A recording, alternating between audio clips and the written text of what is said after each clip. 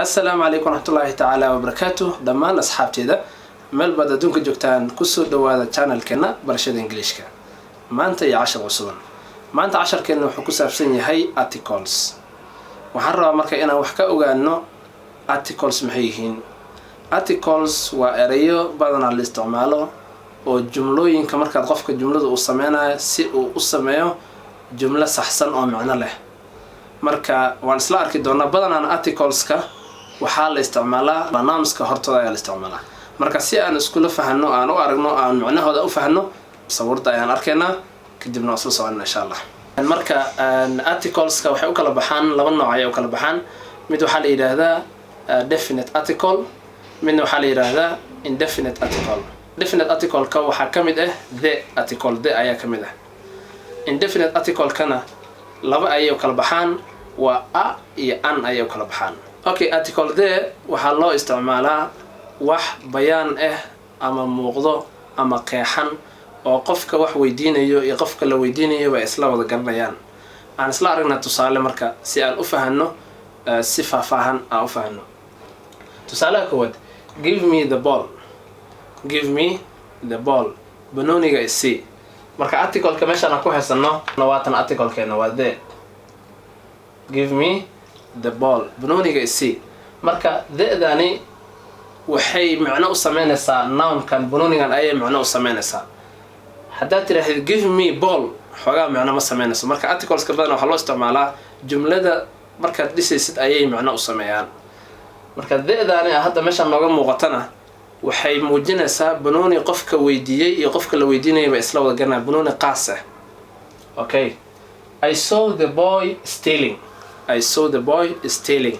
waxaan arkay wiilka asagoo wax hadayo.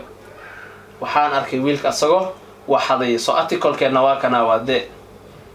I saw the boy stealing. so marka qofka hadlaya oo khabarkii gudbinaya oo dhahayo waan arkay iyo qofka loo sheegayaba waa qof waxay isla garanayaan wiilkaasi la tilmaamay. marka for example haddaan the-dan meeshan ka bixino jumlada bal aragna si isla noqoto I saw boy stealing. I saw boy stealing. xogaa marka macno ma sameynayso. tusaale saddexaad, the moon is shining tonight. the moon is shining tonight. dayaxu aad ayuu iftiimayaa. the moon is shining tonight. so waatana marka article-keena the moon is shining tonight. so marka deedaasi waxay support garanaysaa marka noun-ku ayay support garanaysaa oo waxay ka hadlaysaa dayax oo dadku dhan isla wada garanayo. waana ognahay hal dayax ayaan leenahay marka dunida laga hadlo. the moon is shining tonight. dayaxu wuu iftiimayaa. haddaad tiraahdo kasoo qaad badeedii meesha ka bixi moon is shining tonight. moon is shining tonight. so it doesn't make sense. macnona ma sameynayso. the man is running. the man is running. ninku waa ordaya. the man is running. waa jumlo dhammaystiran. so article-keena waa kana waa the. ayadana waxay ka hadlaysaa nin la isla garanayo oo qofka hadlayo iyo qofka weydiinayo. haddii the-dan aan meesha ka bixinana macno ma sameynayso. man is running. man is running. so it doesn't make sense. the honest are respected. the honest are respected. daacadnimadu waa la xushmeeyaa.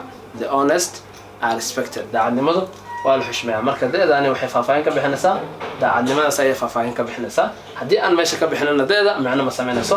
honest are respected. so it doesn't make sense. it doesn't make sense.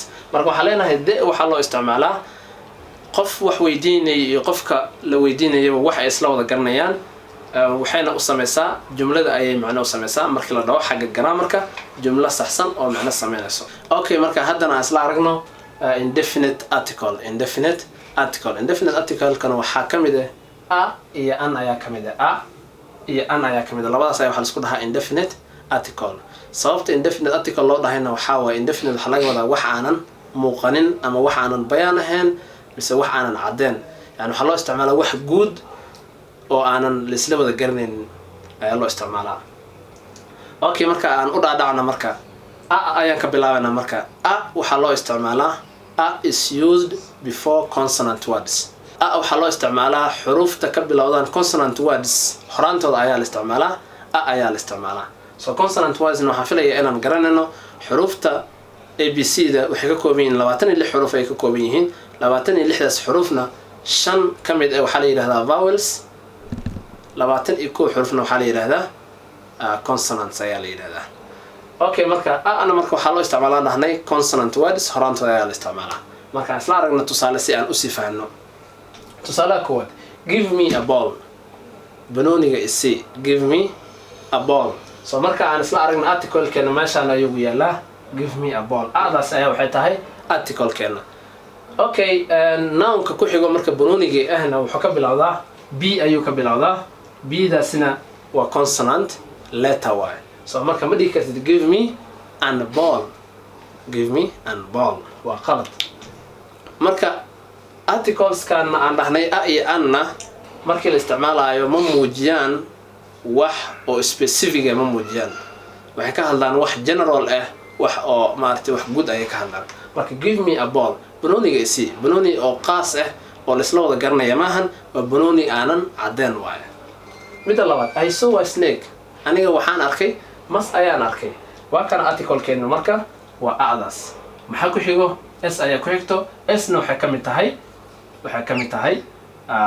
mid tahay consonantigeena ayay ka mid tahay esta. waa s. I saw a snake. ma dhihi kartid I saw an snake, qalad waa. okay, midda xigto, he is a good boy.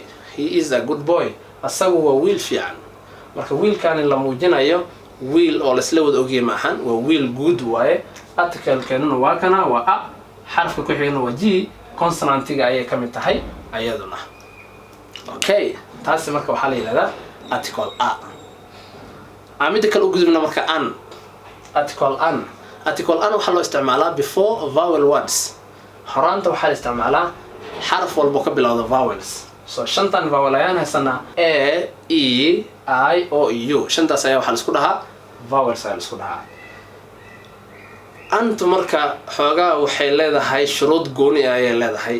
antu waxaa loo isticmaalaa xaraf walba oo ka bilowdo vowel letter iyo xaraf walbo markii lagu dhawaaqaasi uu ka bilowdo vowel letter uu ka bilowdo. tusaale ahaan hour waa saacad, waxay ka bilowdaa h2 waa consonant, laakiin dhawaaqa hour wuxuu ka bilowdaa o ayuu ka bilowdaa. so marka waxaa leedahay an hour. ma dhihi kartid hour, qalad waa. okay, so isla aragna marka tusaalaha isla aragna ayadana give me an egg. ukun isi, give me an egg. so marka waatan article-keena waa an. ukun isi. maxaa ku xigo? e ayaa ku xigta. e-dana waxay ka mid tahay vowelska ayay ka mid tahay, oo inta ayaan ku haysanaa shantii vowelska ayay ka mid tahay e-du. okay, tusaalaha labaad, haddii aan marka aan dhahnay marka give me egg oo anta meeshaan ka saarna micno ma yeelanayso. waa sidaan horaan u dhahnay articlesku jumlada ayay wax u sameeyaan, macno u sameeyaan. okay, tusaalaha labaad, she was here about an hour. ayadu halkani waxay joogtay qariiban saacad, qiyaas ahaan saacad ayay halkani ayay joogtay. so meeshaan marka article-keena waa kana waa an. maxaa ku xigo? hour ayaa ku xigo. tan marka shuruudii haddii aan sheegay ayaa ku soo dhacday. xarafkan dhawaaqiisa ayaa wuxuu ka bilowdaa vowel letter ayuu ka bilowdaa, laakiin xarafka qoraal ahaan wuxuu ka bilowdaa consonant. marka waxaan leenahay an hour. ma dhahayno hour, micno ma sameynayso. marka articlesku badanaa grammarkeena ayuu saxaa, iyo markaan jumlooyinka aan sameynayno oo jumlo saxsan oo micnona leh. what an absurd creature. waxaa laga wadaa abuur aad la yaabtay oo maaragtay maskaxdaada ka weyn oo mucjizo leh. marka article-keenuna waa kana waa an. xarafka ugu horeeyana waa a. a-duna waxay ka mid tahay vowelska ayay ka mid tahay. marka halkaas ayaa marka waxaan ka arkaynaa qaabka loo isticmaalay an loo isticmaalay. okay, so marka waxaan leenahay saas ayaa loo isticmaalaa a iyo an loo isticmaalaa. hadda waxaan isla arkaynaa marka qaybtii su-aalihii aan isku dayayna insha allah. su-aalihii aan isla aragno. okay, hadda waxaan isla soo gaarnay qaybtii oo aan sameynaynay exercise-kii aan soo gaarnay. waxaan rabaa marka inaan kasoo shaqaysan shantaas su-aalood. midda koowaad, dash man is dash best creature. midda labaad, he wants to be dash Shakespeare. Shakespeare marka xoogaa laga yaabaa dadku ay fahmi waayaan. inaan marka xoogaa idin sheegaan Shakespeare marka waxaa la dhahaa nin qora ayuu ahaa oo la wada garanayo marka kulli idinka garanaysiin article-ka meeshaas ku haboon ku soo buuxiyo insha Allah. midda saddexaad dash rich should pay more taxes. taajirku waa inuu bixiyaa canshuur tiro badan. midda afraad virtuous are always happy. virtuous waxaa la yiraahdaa dadka maaragtay cibaadada badan oo camal tiro badan sameeyaan marka dadkaasi mar walba waa faraxsan yihiin marka aad garanaysa meeshaas wixii ku haboon soo gali. tan shanaad I can do it in dash hour and dash half. okay marka waxaan filayaa assignment-igeena waa kaasa soo buuxiyo insha Allah midkii meeshaas ku haboon hadday tahay hadday tahay ama hadday tahay si markaas insha Allah waxay igu soo gudbin doontaan jawaabta sidii maarta caadada noo ahayd WhatsApp-keena insha Allah. WhatsApp-ka link-een waxaan soo gelin doonaa video hoostiisa insha Allah. okay marka waxaan imaanay gabagabadii casharkeena ayaan imaanay maanta oo aan baranay article. waxaana filayaa haddii aad maaragtay xoogaa iskaga kaa qasnaayeen articleska indefinite iyo definite maanta halkan aan ku cadeynay marka waxaan kugula talinaya inaad sameysid more practice isku day tiro badan inaad sameysid. waxaana rajayn doonaa insha Allah inaad si fiican u fahmi doontid oo markaad jumlooyinkan aad dhisaysid aad jumlooyinkaaga aysan ka maqnaan doonin articles ka maqnaan doonin maxaa yeelay macna ay u sameynayaan jumlooyinka ay u sameynayaan.